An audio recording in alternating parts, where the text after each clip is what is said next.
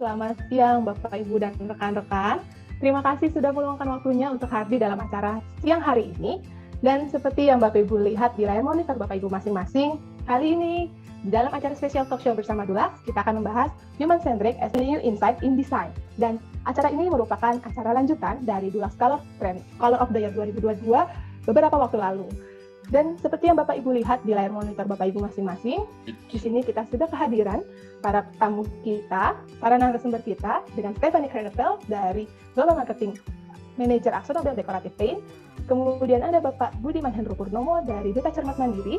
Lalu acara ini akan dimoderasi oleh Mbak Fani Vanessa dari Sama Studio Bali. Dan juga acara ini didukung oleh IAI Sulawesi Selatan. Jadi Bapak Ibu dan rekan-rekan akan mendapatkan sertifikat dengan nilai KUM 2,5 poin. Dan untuk memulai acara kali ini, saya akan persilakan. Di sini kita juga sudah kehadiran Ketua IAI Sulawesi Selatan dengan Pak Fahmidin Arif Tauhid. Selamat siang Pak Fahmidin. Oke Pak Fahmidin, saya berikan kesempatan Bapak untuk membuka acara sesi kali ini Pak. Silakan Pak. Baik. Assalamualaikum warahmatullahi wabarakatuh. Selamat siang untuk rekan-rekan sejawat se-Indonesia dari Sabang sampai Merauke. Kalau melihat daftar registrasinya ini sepertinya memang hampir dari seluruh Indonesia. Ini saya lihat nih partisipannya naik terus nih, seperti harga saham coba. Harga saham dulu. Baik, yang pertama terima kasih banyak apresiasi dari kami Ikatan Arsitek Indonesia Provinsi Sulawesi Selatan pada Katalog Pro dan Dulux yang telah bekerja sama dengan baik dan apik pada acara talk show hari ini. Harapan kita adalah banyak hal yang bisa di-sharing hari ini, banyak hal yang sesuatu yang baru kita dapatkan yang untuk rekan-rekan sejawat terutama di teman-teman di arsitek di proyek itu punya banyak insight baru yang bisa untuk diaplikasi sehingga melancarkan pekerjaan minimal di tingkat desain ataupun nanti di tingkat pelaksanaan proyek. Izin kami juga mengucapkan terima kasih pada speakers Pak Budiman. We would like also to grateful say thank you to Stephanie for attending this great event. I hope you enjoy that. Kepada seluruh teman rekan sejawat juga semoga enjoy menikmati acara webinar hari ini. Jadi tadi sempat disampaikan sama teman-teman Katalog Pro bahwa biasa kalau offline kan hadiahnya tuh diambil. Kalau ini gimana? Ini kayaknya dikirimkan langsung. Langsung Pak. Kita kirimkan langsung dari Jakarta Pak. Oh begitu. Kirain masuk di GoPay juga. Oh ini bukan ya, bukan supporting ya, merek tertentu. Baik, kira-kira demikian. Terima kasih banyak sekali lagi kawan-kawan kepada Katalog Pro juga, kepada Dulux, kepada para speakers pemateri. Semoga semua berjalan lancar dan salam hangat, salam sejahtera serta salam sehat untuk semua. Demikian dari kami, salam hangat dari Ikatan Arsitek Indonesia, Chapter Sulawesi Selatan. Demikian, Assalamualaikum warahmatullahi wabarakatuh dan selamat siang menjelang sore untuk waktu Indonesia Tengah dan Timur. Saya kembalikan kepada Ibu Moderator. Terima kasih Pak Fahmi. Sekali lagi terima kasih atas kata sambutannya. Baik, tanpa berpanjang-panjang kata lagi, karena sudah banyak partisipan yang terus masuk, kita akan mulai acara kali ini. Dan izinkan saya akan menyapa moderator kita yang akan memoderasi acara kali ini bersama Mbak Fani Vanessa. Selamat siang Mbak Vanessa. Selamat siang Mbak Ziza. Apa kabar Mbak? Sehat? Baik. Alhamdulillah sehat. Baik. Sebelum kita mulai Mbak Vanessa, izinkan saya untuk membacakan sedikit biografi dari Mbak Vanessa. Baik, Mbak Vanessa, beliau sebagai co-founder dan managing director dari Sama Studio Bali. Kemudian konsultan arsitek interior yang berlokasi di Bali. Sebelumnya Mbak Vanessa juga sudah mempunyai pengalaman arsitektur seperti di Arkana Arsitek, kemudian Somia Design dan juga Popodanek Arsitek. Benar ya Mbak Vanessa ya? Oke. Betul. Oke. Sekarang kita boleh mulai. Mbak Vanessa, time is yours Mbak. Silakan. Oke, terima kasih Mbak Ziza. Halo semuanya, saya Vanessa yang akan memandu acara ini. Hari ini kita kedatangan 2 tamu penting. Ya. Today we have 2 special guests. Ada Stephanie Kerneveld, Global Marketing Manager of AkzoNobel Decorative Paints, dan ada juga Pak Budiman Hendra Purnomo, Director of PT Duta Cermat Mandiri atau Denton Core Commercial. Hello Stephanie, how are you? Steph, how are you? I'm fine. Hi, good morning. Everyone say good morning to Steph because she's in Netherlands right now. I am. Yeah. Please say hi to our audience. Yeah, good morning, Steph. Good morning, Good everyone. morning, Good afternoon. Steph. Yeah, okay. So Stephanie Kraneveld bekerja sebagai Global Marketing Manager AkzoNobel Decorative Paints. She is responsible for activities that enable people, customers, and consumers to understand and appreciate the art and science of color, helping and inspiring them to revitalize their surroundings with color. Dengan latar belakang teknik kimia, gelar Master of Science, Stephanie mulai bekerja di AkzoNobel di tahun 1996 di bidang Research and Development. Kemudian memiliki beberapa peran di bidang marketing lokal dan global untuk AkzoNobel Decorative Paints. Nah, sejak tahun 2004, akhirnya beliau mulai bekerja di bidang warna dan akhirnya terpikat oleh warna. Karena warna itu katanya cukup dinamis ya, karena bisa dipelajari dari berbagai disiplin ilmu. Contohnya aja ilmu kimia, sejarah, psikologi. Ditambah lagi, warna itu sifatnya personal, jadi bisa menciptakan sebuah persepsi, interpretasi yang subjektif, dan experience. Gitu. Ya, that's about Stephanie. Kita juga kedatangan Pak Budiman. Selamat sore Pak Budiman, apa kabar Selamat Pak? sore semuanya, baik-baik Vanessa. Baik, nah sedikit tentang Pak Budiman. Pak Budiman Hendra Purnomo adalah salah satu arsitek senior yang sudah berkecimpung di dunia arsitektur sejak tahun 1987. Nah, sebagai salah satu pemimpin dalam evolusi sustainable design, beliau mendirikan PT Duta Cermat Mandiri, biasa kita kenal DCM, dan merancang beberapa proyek ternama, contohnya Apurva Kempinski di Nusa Dua, dan juga Menara Kompas di Jakarta. DCM sendiri sudah meraih banyak awards, salah satu diantaranya EI Awards untuk UMN University, Kementerian Perdagangan Republik Indonesia, Hotel Sansa Bandung, dan Ciwok Extension di Bandung. Nah, mereka juga memenangkan International Awards nih untuk kategori Educational Architecture dari AIA, Australian Institute of Architects, untuk Binus Kindergarten and Primary School di Serpong. Kemudian Best Project juga untuk kategori Hotels and Resorts dari Architecture Awards Dubai untuk Maya Ubud Resort dan Spa. Dan masih banyak lainnya. Luar biasa sekali ya proyeknya Pak Budiman ini. Nah, teman-teman, topik kita hari ini tuh Human-Centric and Design Approach. Nah, di sini kita akan mendengarkan nanti Stephanie akan menjelaskan bagaimana warna itu akan mempengaruhi sebuah experience yang kita rasain dalam ruangan. Terus nanti Pak Budiman juga akan cerita lagi tentang pengaplikasiannya di desain arsitektur gitu. Background sedikit ya, sedikit konteks. Jadi pihak AkzoNobel itu telah bekerja sama dengan beberapa universitas dan institusi penelitian, di mana mereka melakukan riset saintifik untuk mempelajari dampak warna berdasarkan beberapa faktor. Contohnya kepekaan tiap individu terhadap lingkungan, terus juga preferensi warna setiap orang, dan faktor fisiologis manusia. Nah, hasil dari penelitian itu akhirnya dipakai untuk mendevelop color palette dengan tujuan untuk memudahkan kita, teman-teman arsitek, interior designer, dan juga project stakeholder dalam menerapkan pemilihan warna menggunakan human-centric design approach ini gitu. Nah, okay, so without any further ado, let's find out about AkzoNobel research from Stephanie. Stephanie, the time is yours. Okay, thank you. Well, thank you very much for inviting me to this nice event, and I'm happy to share with you a presentation on what we have done around the topic of human-centric design. And before I start, I would like to share that we, Dulux Professional, we are passionate experts with the knowledge of, for instance, color, but also for products, and we aim to change people's lives for the better. Now, when it comes to knowledge, what we see is that many people lack color confidence. So we see it as our job to enable people to understand and appreciate the art and science of color, and also to support them and inspire them to add colors to people's lives. So that's the main reason why I'm here today. Before I start, I would like to share a bit around our company approach on sustainability. We call that People, Planet, Paint. And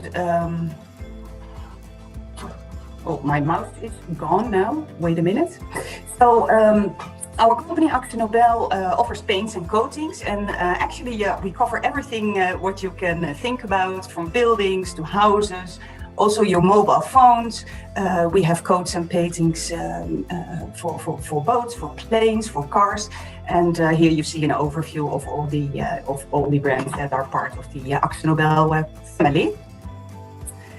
And like I said, I I would like to share with you to set the context a bit about our approach to sustainable business, which is called People, Planet, Paint.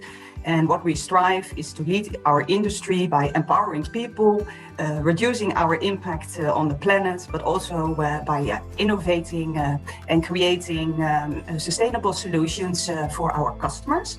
So the people part is a bit about how we treat people and how we empower communities by adding colors to people's lives.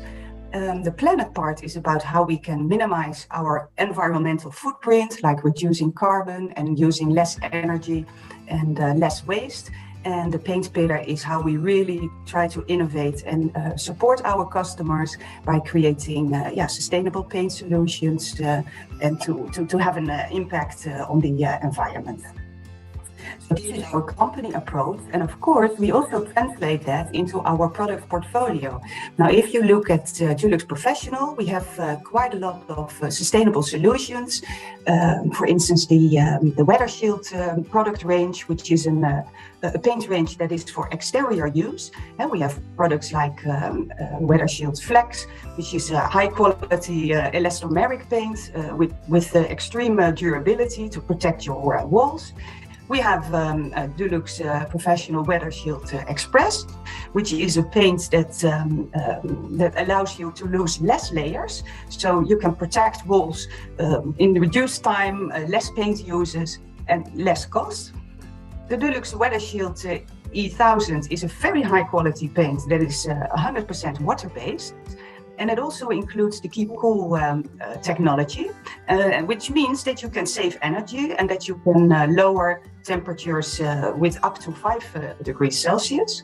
The Diamond Care product is for interior use. It is a product that is extremely durable and also includes antibacterial properties. And then finally, an example of our metal and wood range, which is the Quick Dry Gloss, which is an innovation that is based on water. It's fast drying and it has a very low VOC level. So this is how we translate our company's People, Planet, Paint approach to sustainability and implement that in our Dulux Professional products.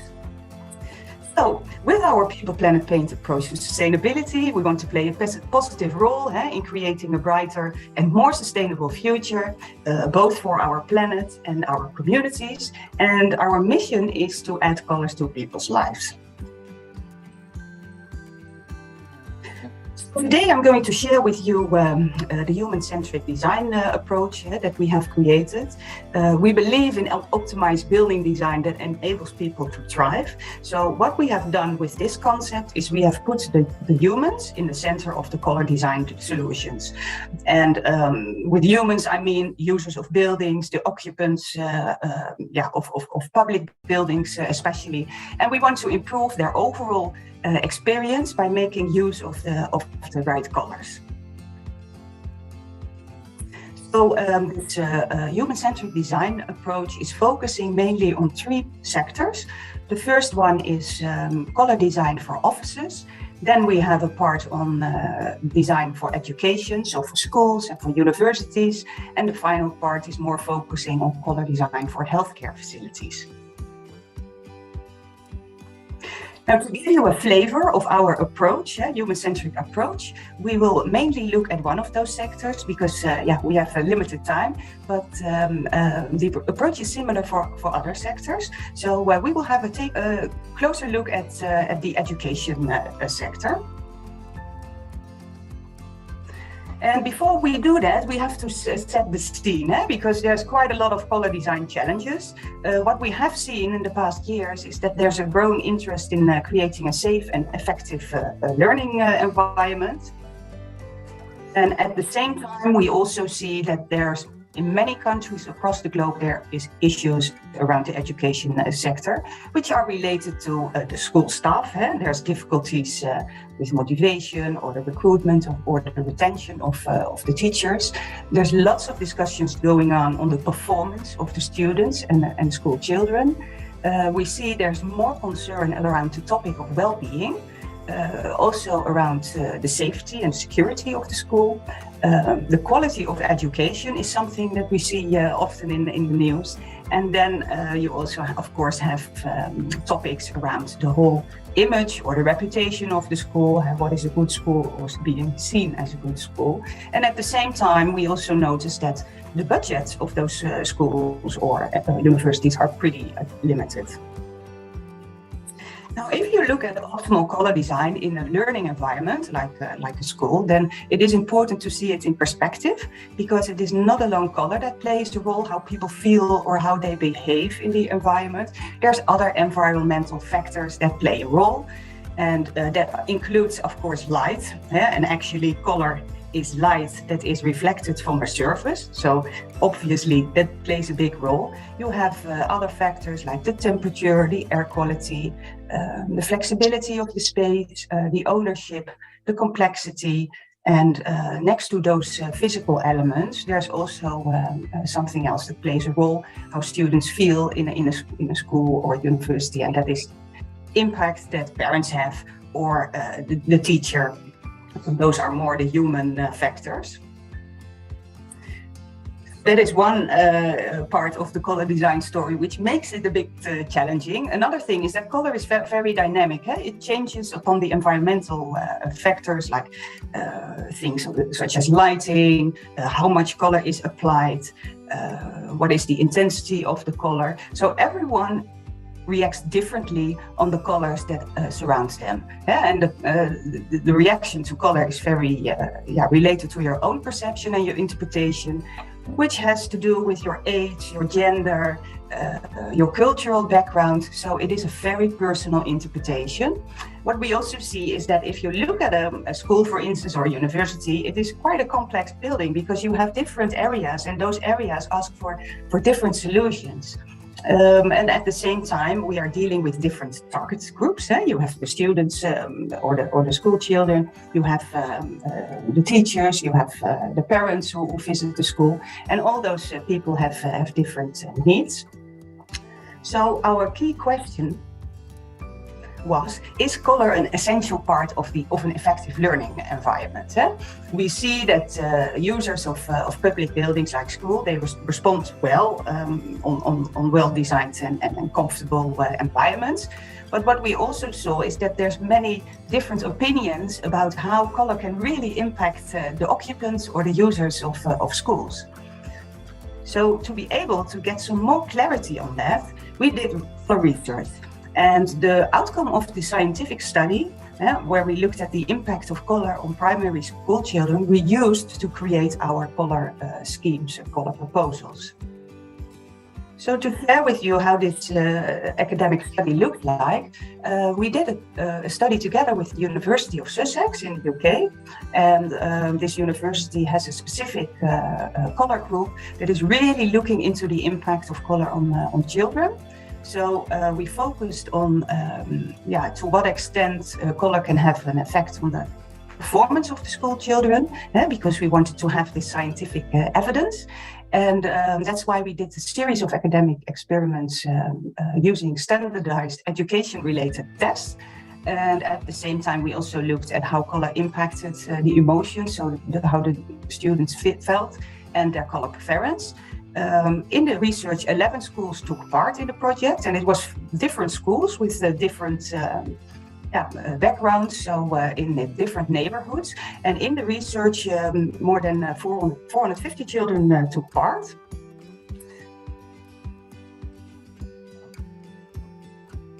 And, there was a hiccup.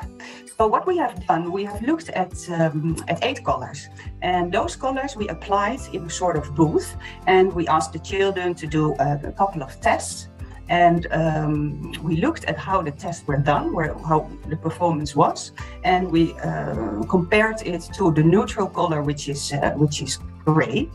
And the overall outcome was pretty interesting, because what we have seen is, if you look at the overall task performance of those children, that the color red has a serious impact on how the children did, and we even saw that it was a reduction in the performance with about 6%. What we've also seen is that warmer colors, like orange, yellow, and pinks or light red, that they had a positive impact on how the children performed. So this is the overall overview, and here you get a flavor of what we looked at. So the standardized tests that we included in the research were around reading, around creativity, around focus on detail, but also numeracy and fine motor skills. And in all these research, we saw that that red is a color that could be avoided in a classroom. We also asked the children, do you like the color? What is the color in front of you, and do you like it? And there we saw that the most favorite colors were red and blue.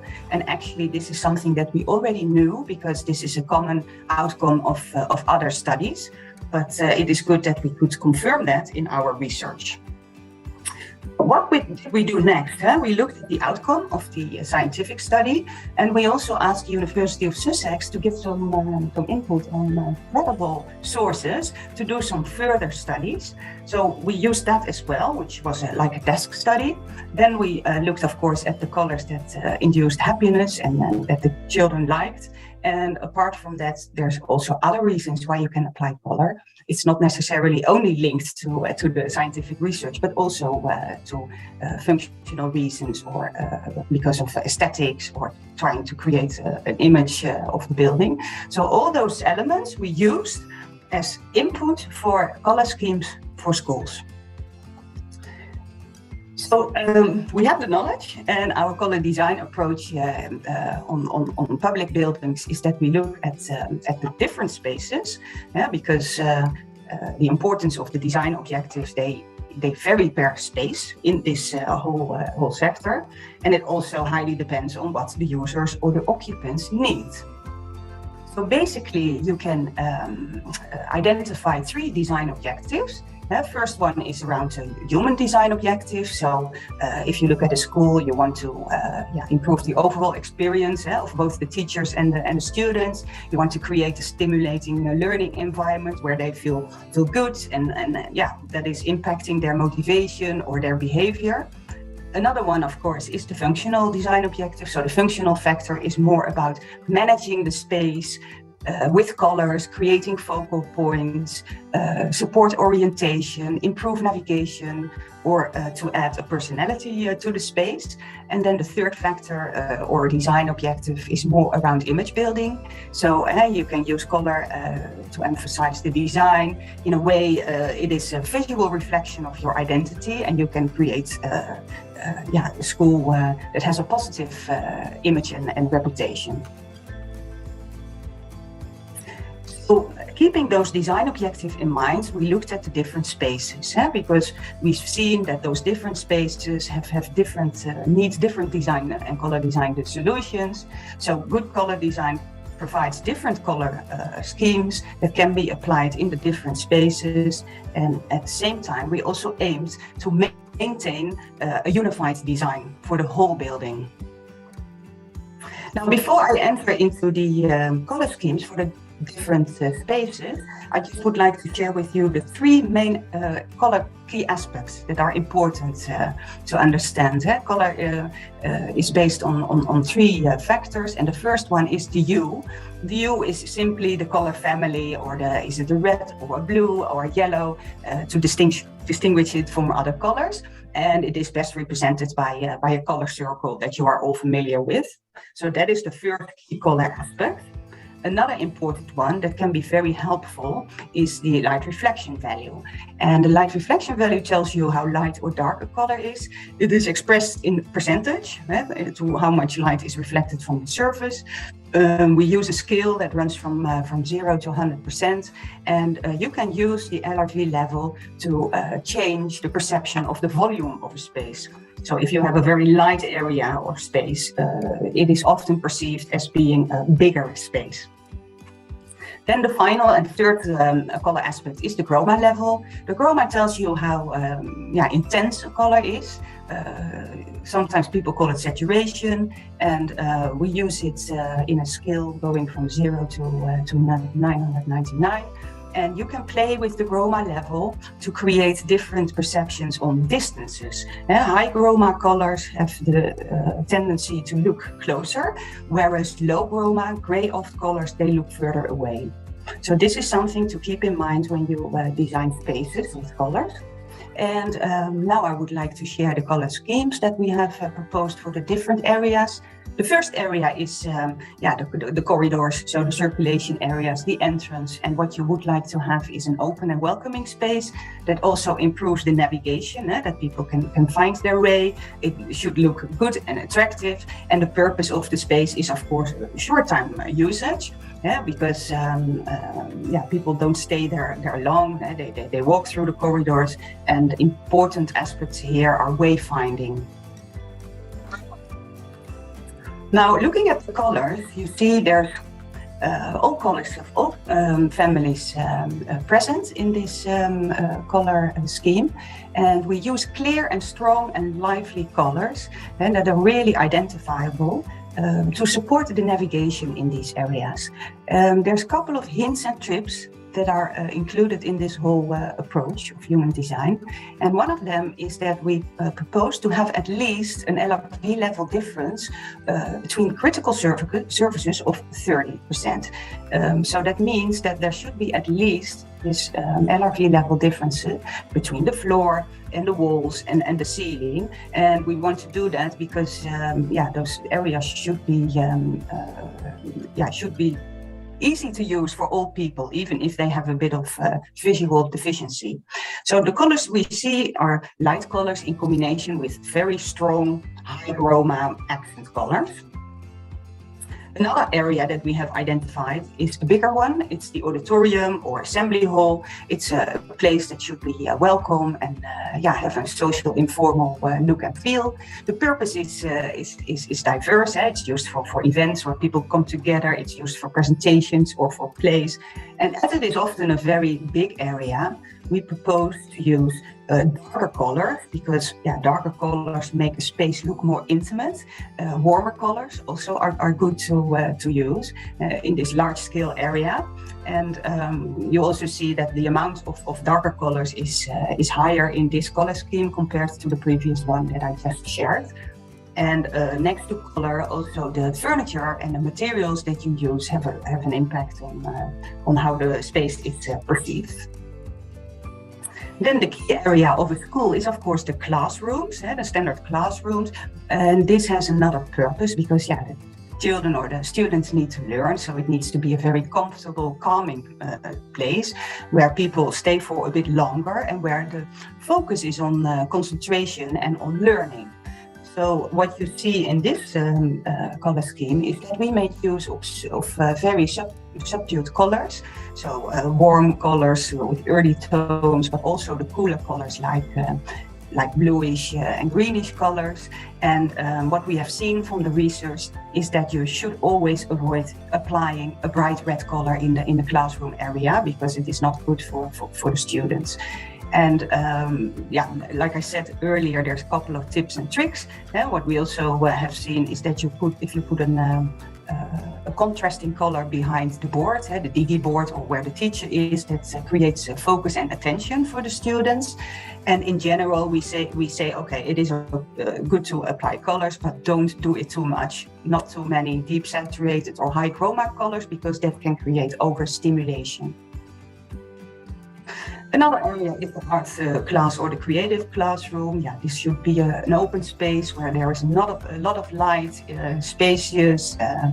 It should be improving the creativity and inspiration of the users. And from the research, we saw that bluish-greenish colors had a positive impact on creativity. So that is why we proposed the more neutral colors in combination with these bluish-greenish colors. And what also plays a role, of course, is that there should be enough light and windows in the space to make it a nice place to work in.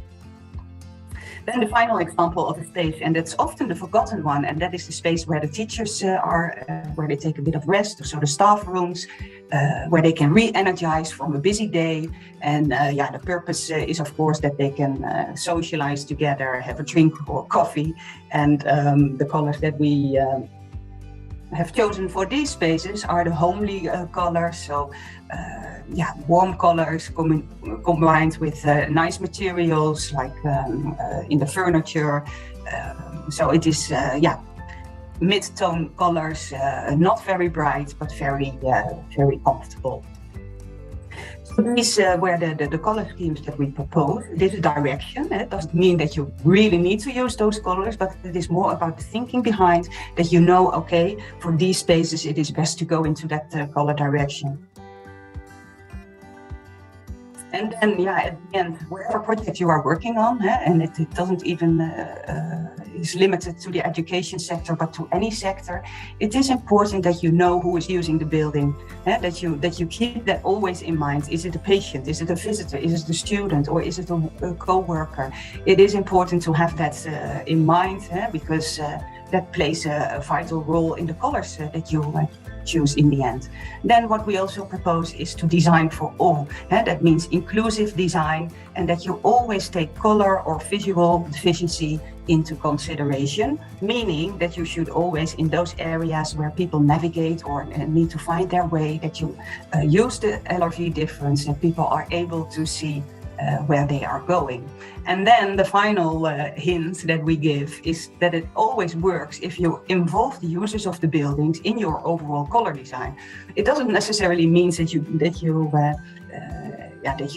need to create 10 different color proposals, but keep them with you along the road and involve them, because that really will boost their acceptance of the design and also motivate them. So this was my presentation, and of course, if you are interested in learning more, we have a brochure around the human-centric design that is focusing on those three sectors, so offices, healthcare, and education. We explain about the background, the fundamentals of the color scheme, and we gave many tips and tricks in order to support you to create colors that work in those different spaces. And if you need any more information, you can always go to my colleagues from the Dulux professional team in Indonesia. That was all from my side. Okay, thank you so much, Stephanie, for your presentation. It's fascinating to see that color plays an important role in educational building design. I'm just gonna leave a little bit of summary for those for the participants. Jadi saya simpulkan sedikit ya.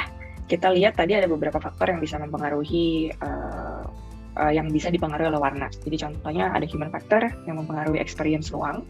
Terus ada juga functional factor yang mempengaruhi navigation sama wayfinding. Kemudian ada juga image design factor yang membantu memberikan brand identity gitu. Jadi sangat menarik ya. Jadi kita harus hati-hati banget memilih warna. Kita harus careful. We have to know the users and all that. But one question for Steph, Dulux did some research on the learning environment for the kids, right?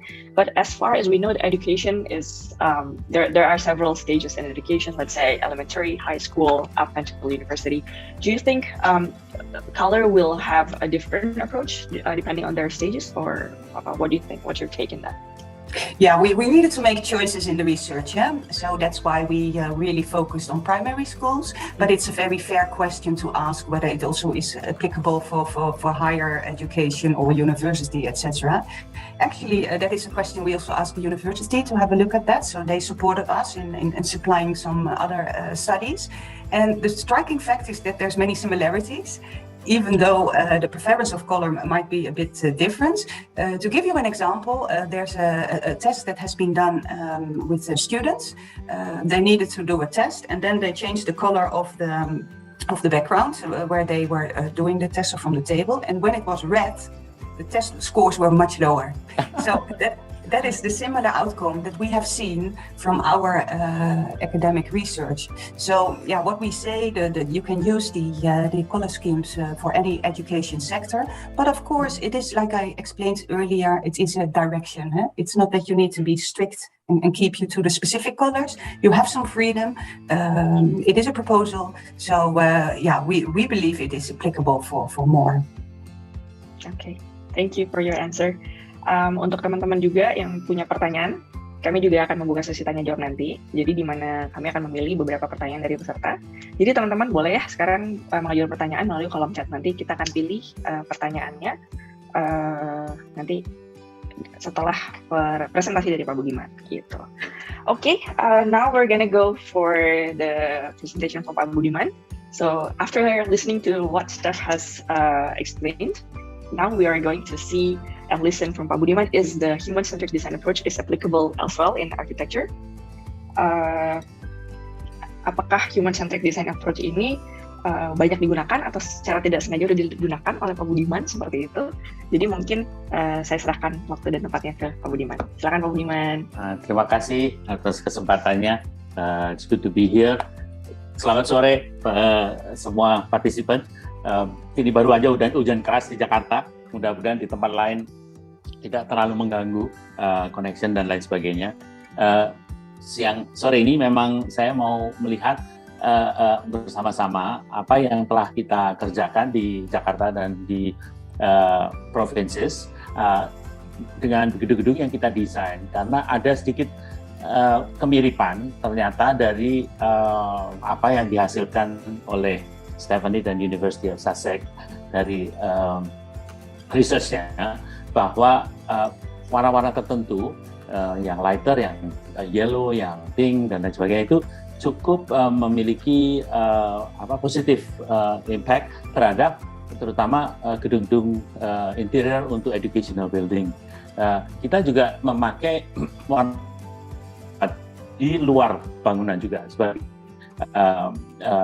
dan memang sering kita pakai warna-warna yang bisa membantu kita berdialog dengan alam sekitarnya atau dengan lokasi sekitar bangunan itu, atau kalau di tengah kota dengan kotanya sendiri gitu. Jadi dari beberapa contoh-contoh yang akan kita lihat bersama, memang sebagian besar adalah gedung-gedung education yang lebih bisa dilihat impact-nya terhadap apa yang kita kerjakan dan apa yang sudah lebih dianalisa secara saintifik di human-centric research.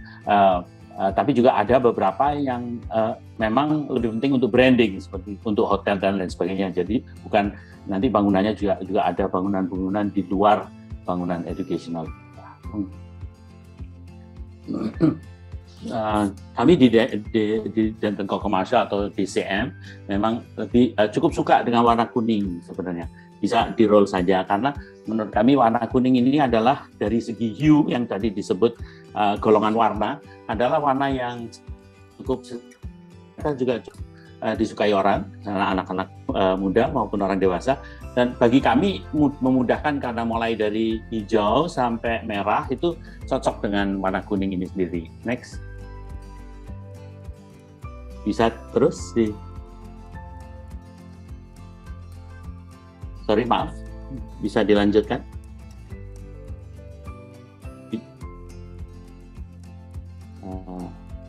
Memang gedung-gedung kita memang kelihatan sangat beragam, sangat ekspresif.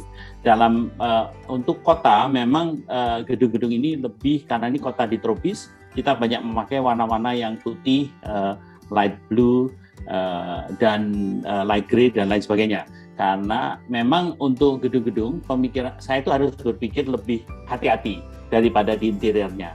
Sebab di eksterior dari bangunan itu menurut saya tidak bisa terlalu ekspresif dari segi warna, kecuali itu memang idenya harus dibuat begitu gitu. Tapi sebagai general, karena bangunan kalau di luar ini 50 tahun, 60 tahun akan seperti ini gitu. Jadi jangan sampai bangunannya terlalu, misalnya punya bangunan merah di tengah kota gitu, yang mungkin selama 5 tahun pertama kelihatan menarik, tapi setelah itu orang merasa ini gedung merahnya apa nggak salah tempat sih, dari dulu kok ada di situ aja gitu, misalnya begitu. Jadi untuk eksterior dari bangunannya sendiri harus, terutama bangunan tinggi, harus dipikirkan baik-baik gitu. Karena itu di kantor pun kemarin saya bilang saya paling serius dan paling lama kalau memutuskan warna untuk bangunan di luar dari bangunan itu, karena menurut saya jangka waktunya akan lama sekali, bisa 50 tahun, bisa 60 tahun. Yang sekarang kita senangi adalah sustainability. Jadi bangunan saya itu lebih bagaimana memakai second skin untuk mengurangi matahari masuk ke bangunan, direct sun atau matahari masuk ke bangunan itu. Bagaimana setelah second skin kita tanaman seperti yang di sebelah kedua dari kiri ini, bagaimana tanaman juga dipakai, karena tanaman itu sendiri juga warna gedung itu. Next. Nah, ini mulai dengan bullet color top, silakan. Kadang-kadang memang warna itu dipakai sebagai idea untuk berdialog dengan sekitarnya. Contohnya adalah EX, yang pernah melihat EX di Jakarta. EX ini kita hanya diberi waktu 10 tahun, setelah itu akan dibongkar. Jadi tidak akan lama-lama di tengah-tengah kita gitu. Karena itu kita berani memakai warna merah, kuning, hijau. Dan juga ini kita pilih warna ini karena di tengah kota itu warnanya sangat mapan gitu. Warnanya grey, warnanya white, warnanya black gitu. Karena tengah kota Jakarta itu tidak ada warna yang macam-macam gitu. Pada tahun ini kira-kira 2004. Gitu. Nah, pada saat itu baru ada apa yang disebut Asian Crisis, ada tanah yang kosong dan selama 10 tahun tidak akan dibangun apa-apa. Dibangunlah suatu hub lifestyle pertama yang benar-benar untuk anak muda gitu. Anak muda dari mungkin yang umur belasan sampai 25. Gitu. Tapi ternyata juga orang tuanya juga suka juga. Nah, kita melihatnya anak-anak itu dari kecilnya sudah mulai dari Game Boy, mulai dengan Nintendo, mulai dari permainannya itu warna, imagery, dan musik gitu. Jadi EX ini sengaja bangunannya seolah-olah terpelanting oleh bundaran HI, miring-miring 7 derajat dari vertikal gitu. Jadi bangunan yang memang segalanya dinamis itu menunjukkan, nah ini adalah ada generasi baru nih yang masuk ke tengah-tengah kota gitu makanya. Nah, kenapa kita kok berani warna-warna merah, kuning, hijau itu? Karena kalau di pinggir kota Jakarta saya nggak berani memakainya, karena di situ sudah banyak, misalnya yang kecil itu Fuji Film pasti hijau zaman itu, bengkel Astra, Toyota pasti merah waktu itu, contohnya begitu. Jadi di pinggir kota Jakarta sudah banyak barang-barang yang warnanya macam-macam gitu, sehingga kita tidak perlu menambahkannya gitu. Sedangkan di tengah kota justru kayak steroid aja, kita berani memakai untuk satu ide yang 10 tahun begitu. Contohnya, next. Selanjutnya, terima kasih. Nah, setelah itu kita mau lihat bangunan-bangunan education kita, silakan. Ada beberapa bangunan, misalnya yang pertama ini adalah Binus School di Serpong, yang kebetulan, nah ini marketnya pertama kita sudah melihat bagaimana kita mau sesuatu, karena di sini ada TK, SD, SMP, SMA gitu. Jadi kita mau masing-masing mempunyai courtyard masing-masing untuk keamanan anak-anak supaya tidak ada bullying dan lain sebagainya. Tapi di situ juga kita ingin menunjukkan bagaimana bangunan yang besar itu bisa dibagi-bagi stratanya mulai dari bawah sampai ke atas dengan warna, sehingga kelihatannya sesuatu yang dinamis dan sesuatu yang tipis-tipis begitu. Mengingatkan kita waktu itu guyonannya kita ini kayak main ulo-uloan di Jawa dulu, sering ada bambu-bambu yang diikat-ikat bisa semacam ular gitu, bisa meliuk-liuk gitu. Nah, ini bangunannya juga gitu, saling meliuk ke kiri, ke kanan, kadang-kadang ke bawah gitu. Dan di situ juga sebagai directional diperlukan juga beberapa area yang disebut extracurricular area gitu. Di contohnya ini kita pakai box-box yang warnanya merun gitu. Jadi di situ kelihatan, oh kalau ada box merun ini berarti di situ ada tempat menari, tempat pelajaran musik dan lain sebagainya gitu. Nah, idenya adalah bagaimana menstimulate warna-warna ini, warna-warna cerah ini bagi anak yang mulai dari balita sampai SMA gitu, sehingga mereka sehari-hari bergerak belajar di lingkungan yang berwarna dan dinamis gitu, supaya creativity mereka berjalan dengan lebih cepat gitu. Next. Kebetulan ini menang di Australia waktu itu untuk public building. Silakan terus. Ini Binus School di Serpong. Di interiornya pun kita ada memilih beberapa bagian yang diberi warna cukup terang dan seperti hijau kekuningan ini.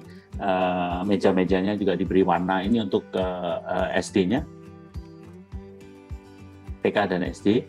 Nah, sekarang kita baru hampir selesai dengan Binus School di Semarang. Dari bangunannya sendiri karena letaknya di pinggir pantai, jadi kita juga ingin supaya angin pantai itu masuk melalui semua koridor-koridor dan tempat-tempat public area di Binus School ini. Kembali ini adalah courtyard school, jadi masing-masing SD, SMP memiliki tempat main sendiri-sendiri. Mereka juga memiliki rooftop yang bisa ditanamin dan bisa anak-anak bisa naik gitu untuk main-main. Next, sekarang sudah hampir selesai. Silakan terus. Nah ini fase kira-kira 3 bulan yang lalu. Kita memakai rooster yang warnanya terakota sehingga angin itu will go through melalui koridor dan public area-nya supaya hanya classroom-nya aja yang memiliki air conditioning. Itu pun karena tidak ada kaca-kaca besar yang langsung kena matahari, kita menganggap bahwa air conditioning-nya juga diminimize begitu. Next. Bisa diteruskan. Nah, untuk dalamnya, bagi warna-warna, kita juga memilih warna-warna untuk bagian dalam. Ini kebetulan untuk yang sudah lebih dewasa. Permainan warnanya lebih sophisticated dan lebih beragam. Untuk SD dan TK-nya lebih bright, lebih pastel color. Ini Binus Semarang. Silakan. Di Alam Sutra sendiri adalah Binus University. Di situ idenya memang departemen-departemennya itu kalau bisa dibaca seolah-olah dari tower yang berbeda-beda itu. Bisa diteruskan di row. Mengerucut di tengah. Memang mulainya fase 1, 2, 3, nanti ada 6 fase makin melebar gitu. Jadi seperti temple gitu, tengahnya tinggi, terus kemudian melebar ke kiri ke kanan. Terus bisa diteruskan. Di sini kami memakai juga yang penting di sini adalah bagaimana meminimize heat transfer ke dalam gedung dengan sebenarnya kita tidak perlu kaca-kaca bangunan kaca untuk university. Kita itu hanya memerlukan bukaan-bukaan yang cukup saja supaya tidak harus rely ke artificial lighting. Jadi bukaannya bisa kecil-kecil saja, secukupnya. So kalau begitu sudah terlalu besar bukanya, nanti kita harus memakai korden, kita pakai, apalagi kalau sudah mulai kita banyak pelajarannya melalui projection, dan kita pilih satu di antara wall-nya itu diberi warna yang cerah dan menarik begitu. Dari bagian laboratoriumnya misalnya juga warnanya juga base-nya itu lebih warna kayu, kemudian ada strip merah atau strip warna lain yang tidak terlalu besar. Sedangkan untuk auditoriumnya bisa, dan area-area tertentu bisa lebih intens. Ini adalah Binus Alam Sutra. Kita juga tahun lalu selesai Binus Malang. Ini adalah Binus University. Di sana tuh ada Candi Tikus, kalau yang tahu Malang itu terdiri dari sebenarnya candi kecil yang terdiri dari banyak seolah-olah totem-totem atau pilar-pilar yang berbagai gitu. Itu yang inspirasi saya dari itu, dan saya ingin memberikan warna juga pada gugusan ini. Jadi kayak semacam gugusan gunungan yang penuh dengan totem-totem base dari sejarah di sekitar Malang, dan itu menunjukkan juga di sini ceritanya. Next, bisa ceritanya itu dari ini sepertinya yang ini kalau sudah selesai benar, tapi sekarang baru selesai separuh. Nanti kalau sudah selesai benar ini seperti gateway yang ada di Trawulan dan lain sebagainya. Next, ini kelihatan pada waktu konstruksi kelihatan seperti gunung. Dan setelah selesai, di sini dilihat memang base ada cerita juga, bukan hanya warna aja, bahwa kita mau menunjukkan dari bawah sampai ke atas itu menunjukkan material yang kita pakai itu mulai dari material lama, yaitu stone, volcanic stone, batu andesit di tower yang pendek-pendek, kemudian baru maunya Corten steel yang warnanya rustic itu, rust seperti ya karat itu, tapi karena terlalu mahal kita pakai aluminium, kemudian ada copper yang jadinya juga aluminium, baru kaca yang paling atas gitu. Jadi ada gradasi material yang menunjukkan kemajuan dari suatu universitas, suatu pemikiran-pemikiran yang ada di knowledge yang ada di universitas ini. Interiornya pun warnanya cukup neutral, kecuali 1-2 wall, dan kembali bukaan-bukaan kacanya tidak terlalu besar, sehingga kita tidak perlu menutupinya. Ini beberapa interior dari space dari Binus Malang. Next.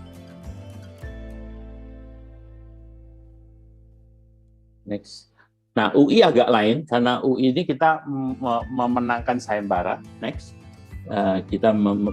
UI ini memilih sendiri site-nya. Kita memilih site yang ada di pinggir telaga. Di situ kelihatan yang terang itu adalah reading room karena ini adalah central library-nya. Dan isinya memang maunya nantinya totalnya itu 4 juta buku gitu. Jadi yang reading room-nya itu yang menghadap ke view, sedangkan di belakangnya itu seolah-olah custodial dari buku-bukunya itu ditaruh di dalam gunungan gitu, yang notabene lebih konsisten, jadi tidak terlalu panas di dalamnya karena ada rumput itu sendiri. Next. Nah, di sini kelihatan di sebelah kiri misalnya itu sinar matahari yang masuk dari roof tadi itu, di mana diproyeksikan ke lantainya dengan warna-warna kita anggap abu-abu dan putih itu adalah warna-warna yang cukup dinamis juga untuk Indonesia. Next. Dan karena ini adalah terus bisa di-roll adalah suatu universitas. Jadi isinya memang karena ini berupa isinya itu banyak buku sendiri itu akan warnanya macam-macam gitu. Jadi kita ingin library-nya sendiri lebih istilahnya lebih neutral, warnanya tidak terlalu banyak warna macam-macam, banyak putih, hitam dan abu-abu gitu. Tapi terus bisa diteruskan Bu. Nah, sehingga warna-warna dari buku itu sendiri akan menjadi highlight daripada reading room ini sendiri, di mana kita memakai warna-warna oak yang light timber untuk tempat belajar. Bisa diselesaikan ya. Terus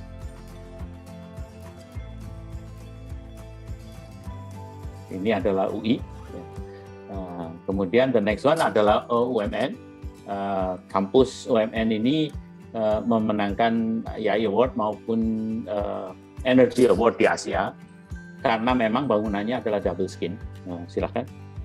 Jadi selain di dalamnya kaca, ruang-ruang kuliah, tapi di luarnya itu ada sangkar yang menutupinya, mengurangi matahari yang langsung masuk. Nah, kalau di ujung timur baratnya lebih tertutup, sedangkan di utara selatannya ada pola-pola yang lebih terbuka, yang garis-garis hitam itu. Nah, seperti yang saya bilang tadi, kalau untuk bangunan-bangunan sebesar ini adalah 15 sampai 16 lantai, saya tidak terlalu berani memakai warna yang menyolok karena bangunan ini akan di sana selama mungkin bisa 100 tahun gitu. Jadi dengan demikian lebih baik kita itu memiliki kalau ini adalah aluminium, ya biarkan aluminium itu mempunyai patina sendiri gitu, karena dia akan ini tidak pakai gondola kita. Jadi karena ini lubang-lubang aluminium, dia akan kena matahari dan dibersihkan oleh hujan yang sering terjadi selama 6 bulan dalam setahun. Maaf.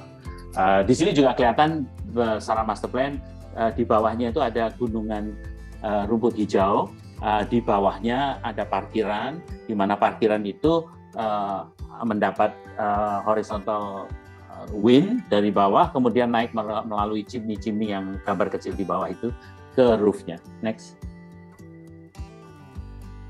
Silakan. Terus bisa diteruskan.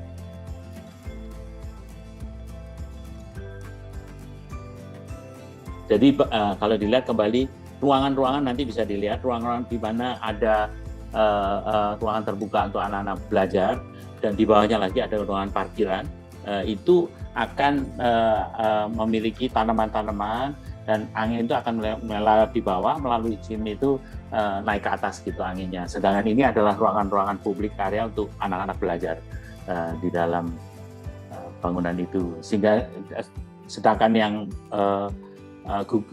desain yang di kanan itu adalah bola-bola yang besar maupun kecil yang turun ke bawah. Next. Warnanya baru nanti biarin terus, warnanya akan lebih ekspres di interior dari kelas-kelas itu sendiri. Seperti di auditorium seperti ini, jadi kombinasi dari upholstery yang biru dengan dinding-dinding sekitar yang neutral saja. Next. Ada bagian-bagian tertentu di mana memang permainan lampu juga membantu untuk intensity dari warna itu dipermainkan di situ. Next. Ini adalah 1 atau 2 classroom yang di dalamnya. Next.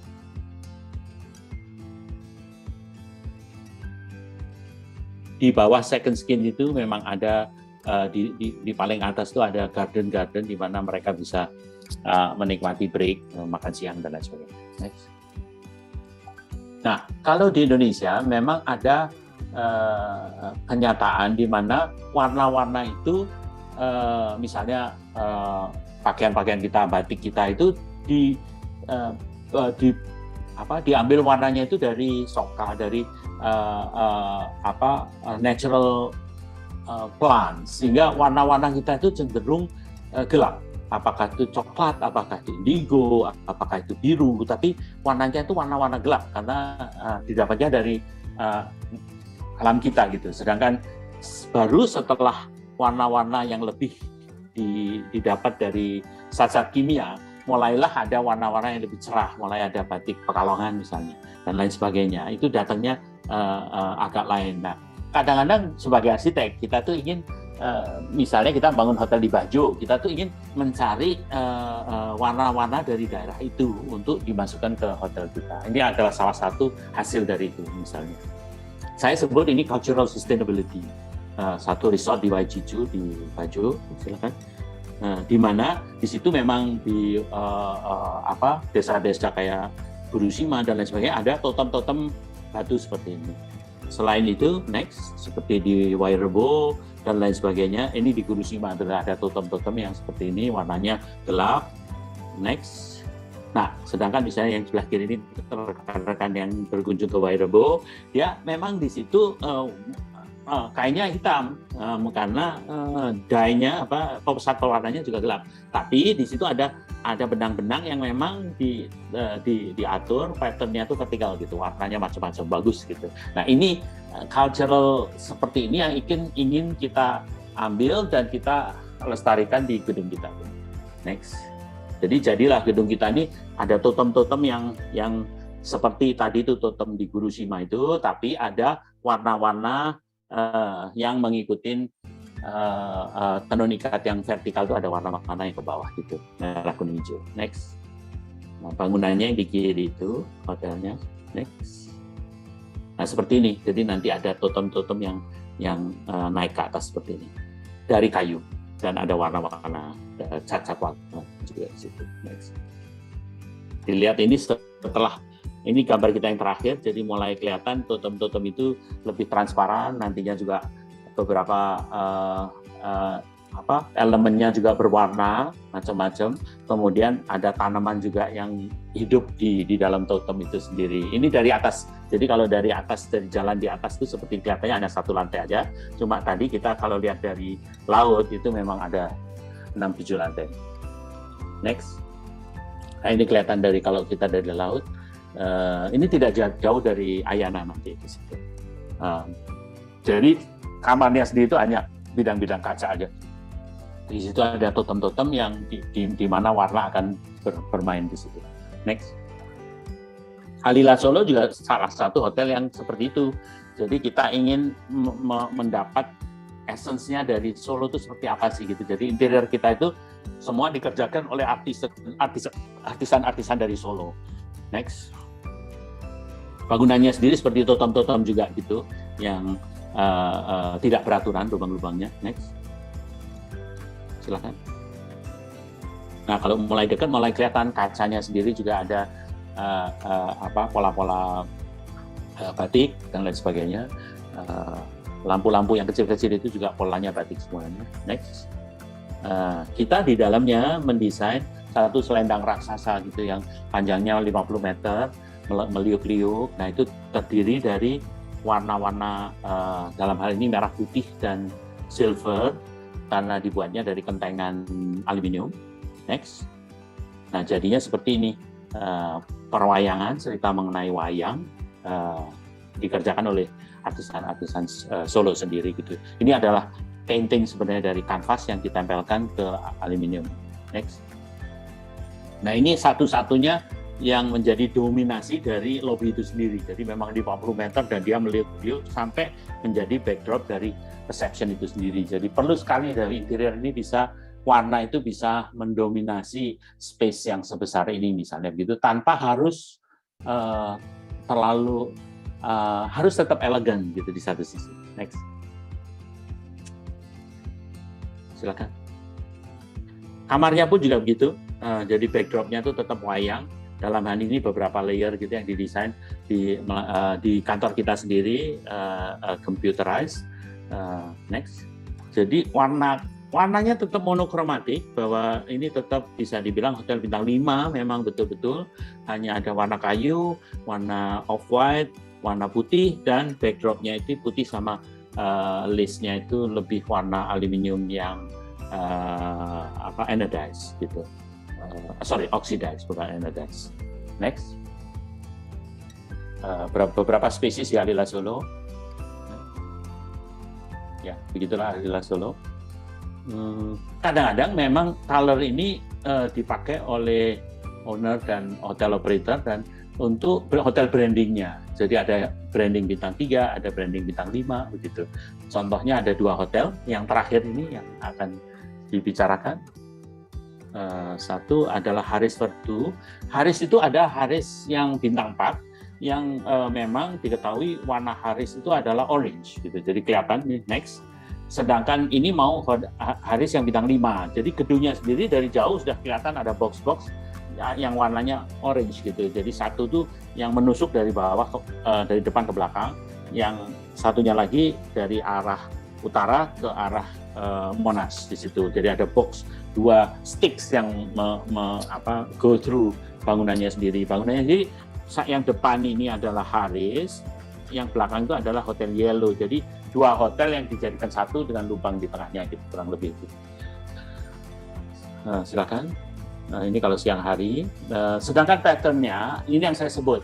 Pattern itu kita kalau warna yang menyolok, saya beraninya hanya sedikit saja. Tapi kalau warna yang tidak menyolok, ini adalah satu-satunya gedung kita yang benar-benar berani mati gitu. Jadi menunjukkan karena di harmoni, saya itu menunjukkan ada sulur-sulur putih gitu di bangunan yang base-nya seperti kaca abu-abu, tapi ada sulur-sulur dari kaca putih gitu yang menunjukkan pada suatu saat itu dulu ada gejolak-gejolak memang. Di situ tuh ada dynamism, memang kota itu pernah mengalami gejolak-gejolak yang menyebabkan kota itu begitu vibrant di satu sisi dan mempunyai ciri-ciri tertentu gitu. Memang karena ini di tengah menuju ke kota lama, kita berani menunjukkan dinamisme seperti ini. Next. Nah, di dalamnya sendiri tetap bintang 5. Jadi untuk bintang 5 itu hanya ada beberapa spot yang berwarna sesuai branding dari Harris itu sendiri, agak orange gitu. Next. Nah, ini terus dipakai di dalam ruangan-ruangan itu. Next. Nah, di tempat makan juga begitu. Nah, kamarnya pun ada warna-warna orange yang dipakai di carpetnya gitu. Meskipun secara keseluruhan ini akan monokromatik, hanya warna-warna yang off-white, ada sedikit light gray, dark gray, hal-hal yang menunjukkan ini memang hotel berkelas gitu. Tapi ada warna keras, warna terang, hue yang terang yang dipakai di sini gitu. Next. Nah, sedangkan yellow ini lebih bintang 3, jadi dia lebih berteriak-teriak gitu setengahnya gitu. Nah, kelihatan sendiri warna yellow-nya tuh namanya juga yellow, yang dipakai juga yellow. Jadi ini adalah lobby yang di bawah. Kemudian ini lobby yang di atas. Next. Jadi dia juga waktu itu memanggil street artist dari Prancis, karena ini dirun oleh Tausia adalah satu grup hotel operator dari yang pemiliknya adalah orang Prancis. Jadi dia ada ciri-ciri yellow ini memakai apa itu namanya street artist baik dari Indonesia maupun dari Paris untuk mendesainnya itu, membuatnya di sebelah kiri yang di tengah-tengah itu. Nggak tahu saya ada foto lagi nggak? Next. Ya, nggak ada. Satu lagi. Ya, yang kanan ini. Jadi ada 5 artis yang termasuk dari Amerika juga. Mereka itu meskipun sudah artis yang handal, asalkan yang dia paint di dinding semen yang tidak bisa dijual-jual, mereka tidak memberikan harga yang mahal untuk hanya seolah-olah untuk public art saja. Next. Kamarnya sendiri ada sedikit reference ke yellow juga. Next. Silakan. Ini harmoni memang. Nah, yang terakhir adalah proyek kita yang paling mutakhir ini di Spark, di Senayan Park. Mungkin kalau yang sudah pernah ke sana belum semuanya buka karena ya keadaan pandemi seperti ini, tapi bagian skywalk ini salah satu bagian yang sangat disukai oleh anak-anak muda gitu, karena backdropnya memang luar biasa. Di situ menurut saya backdrop dari Jakarta yang tidak terlalu dari tinggi, tapi dari eye level itu bagus sekali. Dan kita memakai warna yang cukup berani, baik di interior pun maupun di eksteriornya. Terima kasih. Dari kurang lebih begitulah yang sering kita kerjakan di DCM Jakarta. Memang akhir-akhir ini untuk resort kita sangat hijau, bangunan-bangunan kita lebih hijau dari mungkin 2 dekade yang lalu gitu, karena kita memakai unsur-unsur tanaman sebagai color juga bagi bangunan kita gitu. Terima kasih banyak. Terima kasih Pak Budiman. Kalau saya lihat dari tadi presentasinya lumayan ekspresif ya Pak untuk warna sebenarnya. Kalau dari saya pertanyaan mungkin yang ini ya Pak, yang Bino Serpong itu kan warnanya sampai kita bisa bikin color code ya. Jadi mungkin itu color codingnya dibedakan dari fungsi ya Pak ya? SD, SMP, SMA gitu atau gimana Pak? Oh enggak, kalau ada SD, SMP, SMA-nya nggak ada, meskipun kalau dilihat ada shift dari TK itu lebih bright, lebih bright dalam arti lebih banyak ke kuning gitu. Terus ke SMA biasanya kita lebih serius gitu, lebih ada maroon, lebih ada warna, bukan maroon sih, lebih ada grey, lebih ada merah lembayung gitu.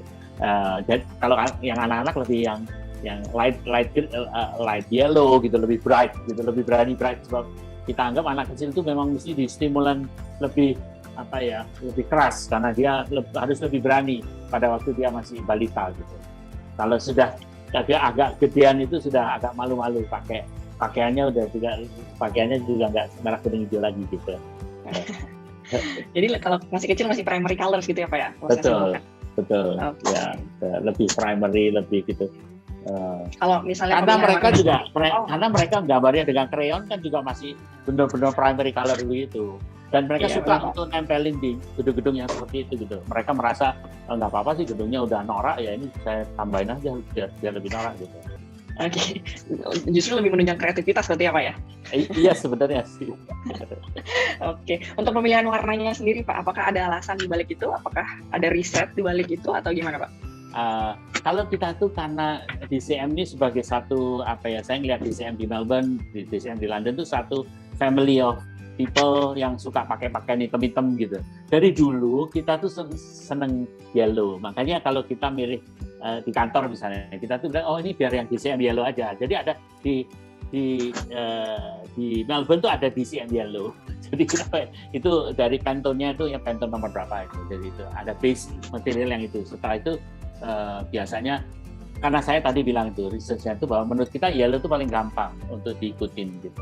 Dan kalau di luar gedung yellow itu bisa sedikit aja kelihatan. nggak usah semuanya di cat yellow gitu, nggak usah, tapi sedikit aja udah kelihatan gitu. Jadi juga semacam branding bagi kita juga sih.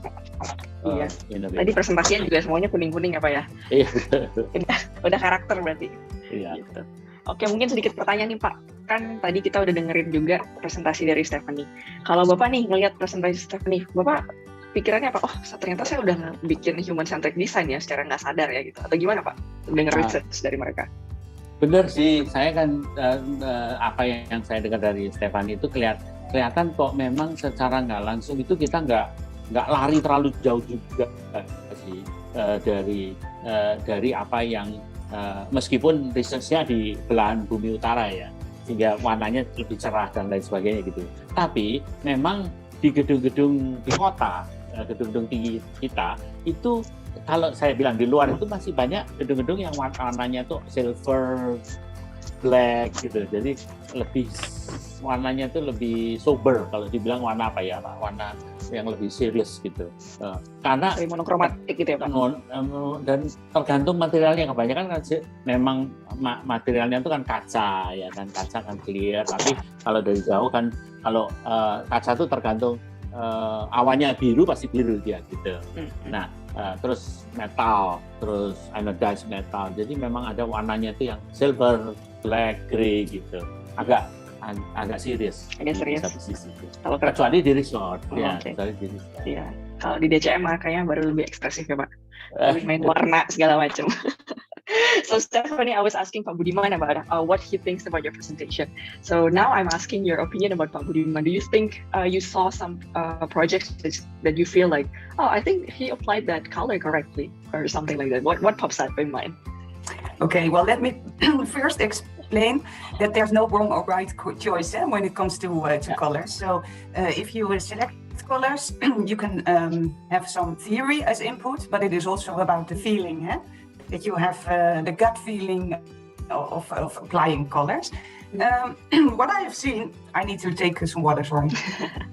Me too, probably.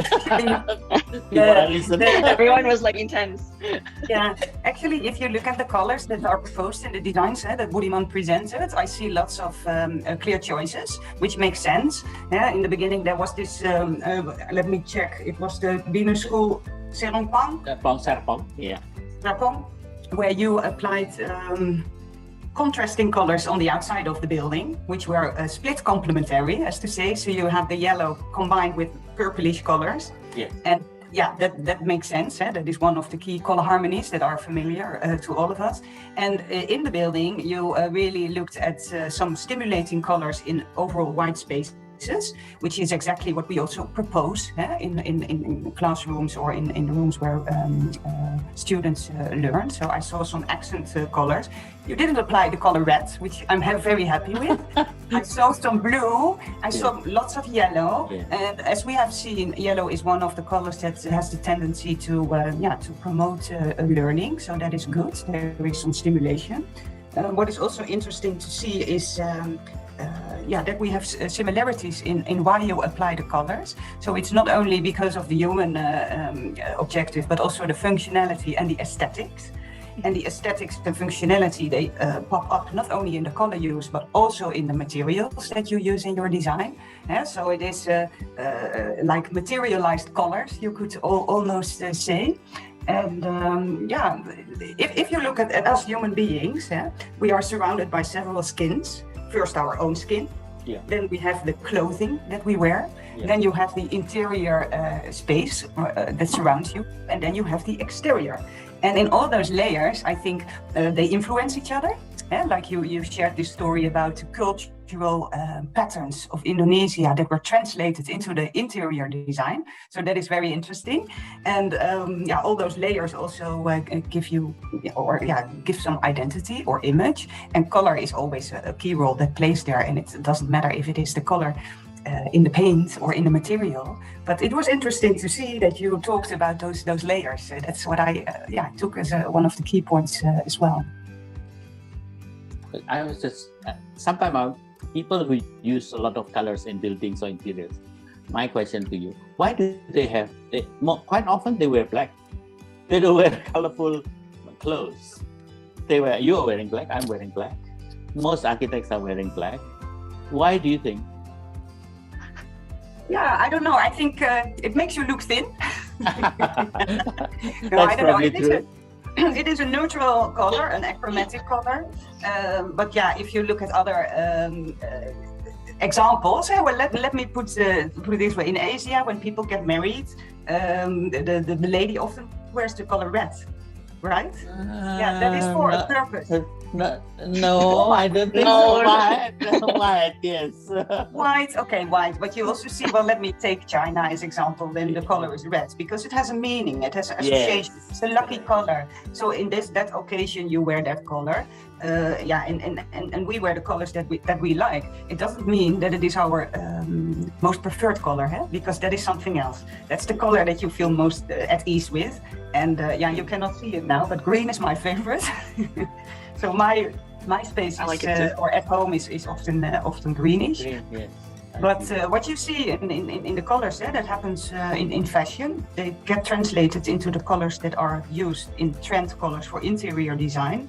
If you look at exterior buildings, you have to put it into black and white, you have, of course, the traditional buildings that make use of the local materials or the local colors, and you have the more, the new designed buildings, and there you see, your examples, for instance. But color is translated in those layers. Yes. And I feel more and more now that my layers on the outside is plants. We more and more we have plants on our buildings. And, that's good. Yeah. Which is again, in my opinion, green. It goes with almost every surfaces on the building. It enhances the surfaces, and we are in the next few years, if we are lucky, there'll be more buildings with plants in our repertoire. Yeah, so that is more also related to the sustainability that we are working on. Yeah.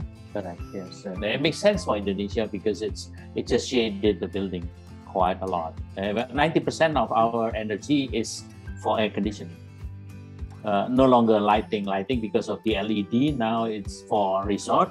Lighting is very good because it's very the use of LED lights are very, how do I say it? It's a low cost. Now. It's very good. Yeah. And Budiman, coming back on your presentation, what I also very much liked is that you look at the different colors that are applied in the education sector, compare that to the leisure, hotels and leisure. You see that there's much more bright colors, high chroma colors being used in this dynamic school environment, whereas in the hotels and leisure, you apply more the neutral, achromatic colors together. Yes. And that is exactly what we try to explain, that you adapt the color choice to the need state of the occupants, of the users. In the school, you have the liveliness of the children, they socialize together, so it's a very dynamic environment, whereas hotels and leisure is more where people want to relax and feel safe and secure and get re-energized. So there's another need state from hotel guests compared to those students and teachers, and that was also that I saw in your designs. So that makes sense. It's quite often we forget that in hotels, in the resort, for instance, the people themselves are very colorful in the resort that come to the resort. So if your interior is too colorful, it just clash everywhere.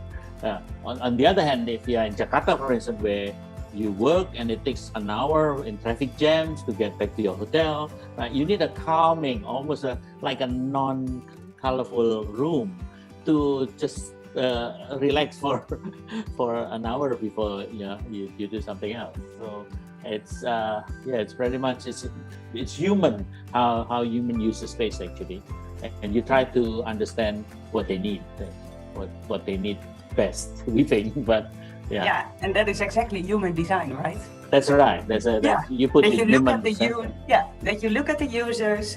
You want to have an impact on how they feel and how they behave, and that is how you apply the colors into those spaces.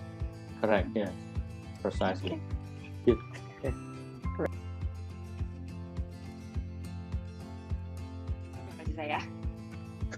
Saya akan bacakan pertanyaan dulu satu-satu. So first question for both Pak Budiman and Stephanie dari DPN Askindo Budi Ridwan ya. Saya bacakan di Indonesia dulu ya. Seberapa jauh pengaruh psikologi warna cat eksterior terhadap bangunan pendidikan dan kesehatan? So seberapa jauh itu apa ya? How much does a color can affect the psychology in terms of educational and healthcare building? Silakan mungkin Pak Budiman dulu. Ya, you can go first. Kalau for outdoor sebenarnya tidak sepenting untuk education dan apa itu tadi health centers, lebih penting dan efeknya lebih besar untuk indoor, seperti yang telah dijelaskan Stephanie, terutama untuk kalau anak-anak balita, untuk anak-anak SD, SMP, SMA itu penting sekali indoor color-nya supaya stimulate, kedua juga not distracting sebenarnya. Kalau eksteriornya tidak, eksterior itu saya selalu lihat exterior of a building itu dialognya dengan masyarakat di sekitarnya dan kota di sekitarnya gitu. Jadi bukan ke pemakai gedungnya gitu. Kalau saya pribadi itu sih interiornya lebih penting untuk psychological. Mungkin Stephanie ya. Yeah, can you please repeat the question? I'm not sure if I fully get it. Okay, so the question is how Important. how important is it for the exterior paint that can affect the psychology of humans in terms of education and healthcare buildings? Okay, well, I think if you look at what I just explained, you have those different layers that we are surrounded with. I think the impact of color in an interior space is higher than of exterior. Why is that? You are more surrounded by that color, more exposed. I'm not saying that the impact of the color is the same for everyone, because it depends on how much time you spend in that space. It depends on the key color aspects like the chroma level, the hue and the LRV level. It depends on your individual sensitivity. I think if you look at colors in the buildings on the outside of the exterior, you are not exposed for a long time because you walk by or you drive by, but it can be applied for functional reasons to create an eye catcher or to emphasize that the building is there. So I wouldn't necessarily make a connection between the psychological impact of color and the exterior building. I think the impact indoors is higher, but personal. Okay. Thank you, Pak Budiman and Stephanie for the answers. Next question is from Hermawan Sudarsono. So this is a question for Stephanie. This is quite a long question, so maybe you want to write something down. So, okay. Stephanie, we here in Asia, we believe in Feng Shui. Do you know Feng Shui? Yeah, okay. So there is a theory where we cannot paint the room red because it will bring a bad impact for the user. What do you think about it? Is it true? And also the second question is, especially for, let's say, a shop, let's say a store, they say it will bring like negative vibes for the customers and the shop owners. What do you think about it? And what is a good color for a shop, for a store? Okay. Yeah, that's it. That's so just to understand if I'm correct, it is about the color red, right? Yes. Yeah. Well, I have to admit that I read books about Feng Shui, about the whole approach, but I'm not completely into the topic. That is simply because it doesn't play a big role in the Western world, or it is more common in Asia to apply that. But I think it is. It's very nice, actually, to hear that red brings bad luck if you apply it indoors, because it completely fits with our theory of the science. So science and Feng Shui almost come together in this, because we also propose not to use the color red, for instance, in classrooms, because it has a negative impact. So apparently we react almost similar and universal to the color red. So that is that is something that is striking. When it comes to stores, I think you should look at the design objectives, because sometimes a store applies colors for image building, and then they use their corporate identity. If you look at some shops, they have their own corporate colors and they want to display those colors. But if you look in store, what you always see is the high chroma colors, the saturated ones, because they direct people to certain areas in the store. So they almost force people to buy more and more stuff. But I think looking at different stores, it depends on what they sell, what their corporate identity is, and there's the functional element, why those colors are chosen. So it is very diverse, but the commonality they have is that they almost always use the high chroma colors.